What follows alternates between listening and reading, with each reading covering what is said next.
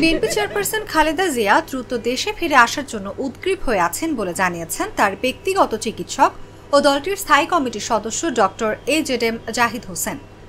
তিনি বলেন, কখন দেশে ফিরবেন সেটি বিবেচনায় নিয়ে অধীর আগ্রহে অপেক্ষা করছেন খালেদা জিয়া। যুবদলের যুক্তরাজ্য শাখার উদ্যোগে আরাফাত রহমান কোকোর মৃত্যুবার্ষিকী উপলক্ষে আয়োজিত এক দোয়া মাহফিলে বক্তৃতাকালে তিনি একথা বলেন। মঙ্গলবার পূর্ব লন্ডনের ব্রিকলেন মসজিদে এ দোয়া মাহফিল হয়। এ সময় ডক্টর জাহিদ জানান, খালেদা জিয়া আগের চেয়ে অনেকটা সুস্থ আছেন।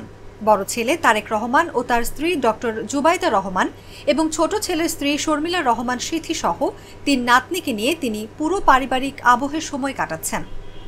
অধ্যাপক জাহিদ বলেন, দেশের সার্বিক অবস্থা যেদিকে যাচ্ছে, গণতন্ত্র পুনরুদ্ধারের জন্য তিনি মানসিকভাবে আপনাদের পাশে আছেন এবং থাকতে চান।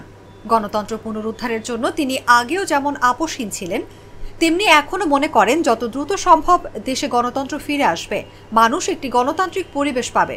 দেশের মালিক জনগণ, তাই তারা ভোটাধিকার প্রয়োগের সুযোগ পাবে। সে লক্ষ্যেই খালেদা জিয়া কাজ করার জন্য সবার প্রতি আহ্বান জানিয়েছেন।